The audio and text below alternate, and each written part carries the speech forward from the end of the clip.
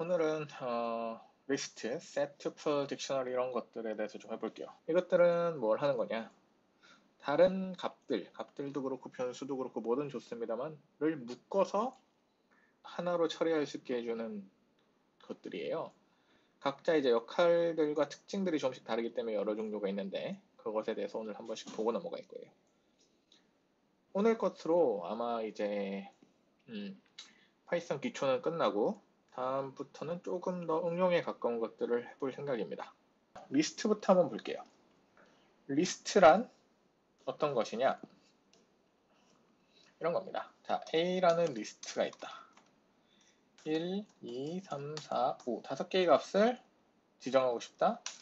그러면 이렇게 대괄호로 묶어주고요. A를 보면 A가 1, 2, 3, 4, 5 이렇게 다섯 개의 값이 들어간 걸 볼 수가 있어요. 즉, 대괄호로 묶어주는 값들의 집합이 리스트입니다. 이건 빈 리스트로선 만드는 방법은 두 가지가 있는데요. 리스트라고 쓰고 소괄호를 넣어 놓던가 이렇게, 아니면 대괄호로 빈 공간을 대괄호로 묶어 놓던가, 이 두 가지 방법이 있어요. 둘 다 마찬가지를 보여줍니다. 첫 번째 거 하고 하면은 이렇게 나오고요. 딱 두 번째 것처럼 생겼죠, 이것처럼. 그 다음에 두 번째 거 하면 마찬가지 동일한 값이 나와요. 그래서 이 두 방법 중에 어떤 방법을 사용해서 만드셔도 좋습니다. 만약에 넣고 싶은 값이 있다, 그러면 이런 식으로 하면 돼요. 1, 2, 3, 제가 이거 일부러 4를 두 개 넣었는데 이건 다 이유가 있어요. 좀 이따 다시 볼게요. 1, 2, 3, 4, 4 이렇게 A를 하던가 A, B, C, D, E 이 따옴표로 묶인 다섯 개를 하면 문자 다섯 개를 넣는 거잖아요. A, B, C, D, E 문자 다섯 개를 넣어서 리스트를 만들던가 한번 볼게요. 그럼 리스트 A는 1, 2, 3, 4, 4가 나오고요. 마찬가지로 리스트 B는 A, B, C, D가 나오는 걸 확인할 수 있어요. 그래서 각각 함께 만들려면 이 대괄호로 묶어주면 됩니다. 이 리스트는 여러 가지 편한 특징들이 있는데요. 우선 인덱스를 사용해서, 인덱스란 이 안에 있는 엘리먼, 안에 있는 요소들의 숫자를 사용해서 원하는 값을 가져올 수가 있어요. 어떤 식이냐? 자, 리스트 A는 다시 1, 2, 3, 4, 4, 이 다섯 개의 값을 가지고 있어요. 두 번째 걸 가져오고 싶다. 자, 다시 파이썬에서 인덱스는 0에서 시작합니다. 즉, 첫 번째 게 0번째 게 되는 거예요. 첫 번째 게 인덱스 0이 되고 1, 2, 3, 4로 나옵니다. 그래서 리스트 A에 1, 인덱스 1을 넣어주면 2가 나오게 돼요. 0을 넣으면 당연히 1이 나오겠죠. 만약에 인덱스 범위를 벗어난 뭔가를 한다고 하면 5다. 여기 지금 0, 1, 여기 보시면요. 0, 1, 2, 3, 4까지만 있을 거 아니에요? 5를 넣으면 이런 에러가 뜹니다. 리스트 인덱스 out of range. 그래서 이렇게 인덱스를 사용해서 원하는 위치에 있는 걸 꺼내올 수 있다는 게 좋은 특징입니다. 당연히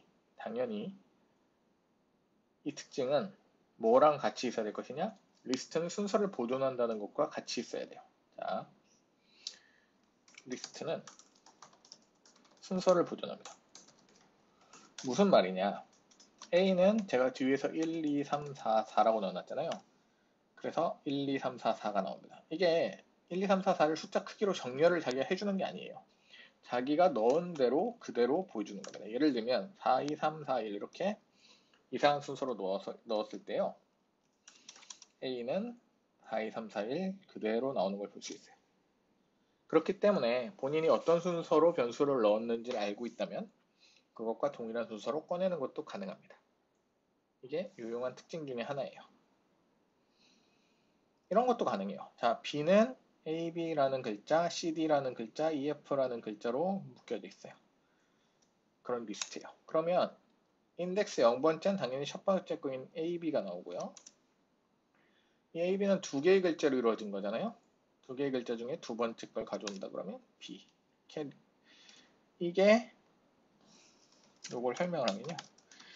B0 부분이 이게 AB인 거예요. 그래서 이것은 AB의 첫 번째 걸 갖고 오라는 것과 동일한 명령어가 됩니다. 이렇게. 네. 이 리스트는 또 하나의 유용한 특징이 있는데요. 뒤에서 제가 아까 처음에 시작할 때 말씀드렸듯이 이 리스트, 투플, 딕셔너리, 셋 이런 것들이 다 특징이 달라요. 그래서 다 존재하는 건데 이 리스트가 가지고 있는 특징은 순서를 보존한다는 것과 더불어 새로운 값을 더하거나 빼는 게 가능하다는 점입니다. 예를 들면 리스트 A가 아까 여기서 1, 2, 3, 4, 4였잖아요. 그러면 여기 append하고 이 따옴표로 A를 묶어주면 이 A라는 문자열이 마지막에 들어간 걸 알 수가 있어요. 다시 말하면 두 가지 재밌는 점. 숫자에 문자를 더해도 된다는 거. 이 안에 들어가는 게 숫자냐 문자냐를 가리지 않고 넣어준다는 것. 두 번째로는 append를 해서 붙일 수가 있는데 그 붙인 건 제일 마지막으로 들어간다는 점. 그래서 순서를 여전히 보존하면서 만약에 그래서 마지막에 더한 걸 빼고 싶다. 그러면 리스트에 A에 5를 하면 A가 나오겠죠. 0, 1, 2, 3, 4, 5. 네, 그렇습니다. 그리고요. 뺄 수도 있어요. remove A를 하면 A가 빠지고 사라지는 걸 볼 수 있어요. 문자 숫자 빼고 다른 리스트를 리스트 안에 넣는 것도 가능합니다. 자, 리스트 B라는 걸 새로 만들어 볼게요. 이 대괄호로 묶으면 리스트라고 제가 말씀을 드렸죠. 리스트 A와 1, 2, 3으로 구성된 리스트 B. 그러면 첫 번째 게 리스트 A인 여기가 그대로 들어오는 것을 볼 수가 있어요. 그리고 그 다음 1, 2, 3. 그러면 이거를 꺼내오면 리스트 꺼내고 싶은 리스트 B의 0번째 거잖아요. 여기 나오는데 그럼 이거는 타입이 뭘로 되어 있을 거냐? 타입을 물어보면요. 다시 리스트입니다. 그래서 리스트 안에 리스트가 들어가는 것도 가능하고요. 마찬가지로 이게 리스트이기 때문에 여기서 또 인덱스를 사용할 수 있어요. 그러면은 2를 하면 0, 1, 2니까 3이 나오는 걸 확인할 수 있습니다. 이런 것들이 리스트의 특징이에요. 뭐 이거는 자주 쓰는 방식은 아니겠지만 뭐 특정한 위치에 있는 리스트에 뭔가를 붙이는 것도 가능해요. 이 리스트 B의 제로 이게 1, 2, 3, 4, 4라는 리스트 A라고 정의됐던 리스트잖아요. 거기에 append를 해서 4라는 값을 새로 붙이면 1, 2, 3, 4, 4, 4가 하나 더 붙어서 나오는 걸 볼 수가 있어요. 그리고 리스트 값에 대해 루프도 가능하고 이건 앞에서 여러 번 봤던 거니까 그냥 넘어갈게요. 이렇게 첫 번째 게 나오고 그 다음 두 번째 거, 세 번째 거, 네 번째 거 차례대로 나오는 걸 볼 수 있습니다. 그 다음 건 셋이에요. 이거는 비슷한데요. 리스트와는 두 개의 큰 차이가 있어요. 우선 첫 번째는 리스트에서 순서를 보존한다고 제가 말씀을 드렸는데 이 셋은 그렇지 않아요. 순서를 보존하지 않습니다. 그리고 리스트는 제가 아까 1, 2, 3, 4, 4, 4 같은 거나 아니면 처음에 보여줬던 1, 2, 3, 4, 4 이런 걸 보시면요. 순서가 보존이 돼 있잖아요. 죄송합니다. 이런 걸 보면은 이 중복 항목이 있잖아요. 4가 3번, 2번 이렇게 들어갔잖아요. 집합은 그걸 없앱니다. 자, 이걸 기억해 놓으시고 한번 쭉 볼게요. 빈 집합을 만드는 방법은 set이라고 쓰고 가로를 치거나 아니면 중가로로 묶어주면 됩니다. 다만 이 중가로로 묶어주는 건 나중에 딕셔너리도 같은 방식이기 때문에 좀 헷갈릴 수는 있어요.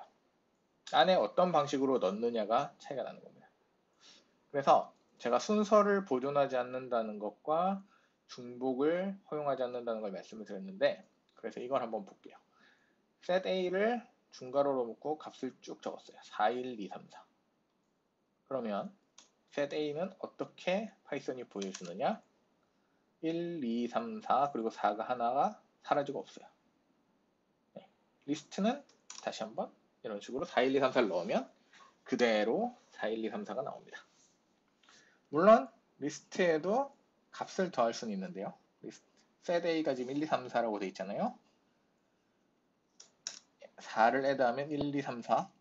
애드가 안 됐네요. 왜 그럴까요? 이거 4. 중복이죠? 날립니다. 그래서 이걸 5로 바꾸면요. 이렇게 1, 2, 3, 4, 5가 되는 걸 볼 수가 있어요.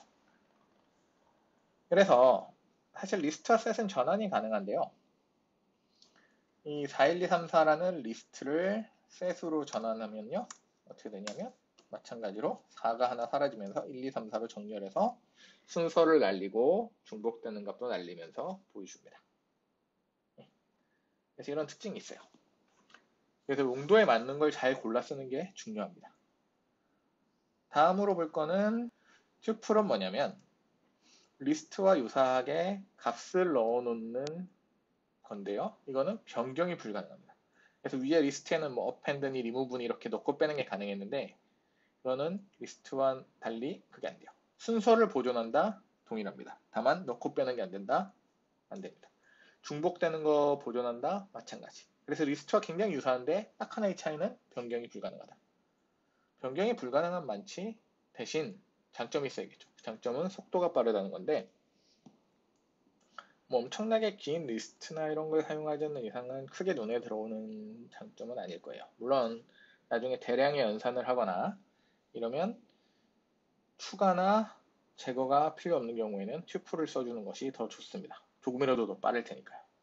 그래서 튜플은 보면 그냥 가로로 묶어주면 됩니다. 이렇게. 그러면 이렇게 되고요. 인덱스로 가져오는 거 가능하고요. 어펜드가 되냐? 안 됩니다. 물론 이거 마찬가지로 튜플 안에 튜플 넣기도 가능하고 튜플에 대해서 루프를 하는 것도 가능하고요. 그리고 여기서 중복되는 값을 넣는 것도 가능하다는 점.